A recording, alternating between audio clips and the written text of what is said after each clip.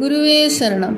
ஸ்ரீ அருட்பிரகாச வள்ளலார் இயற்றிய அருட்பெரும் ஜோதி அகவல் 90வது பாடல் வரை.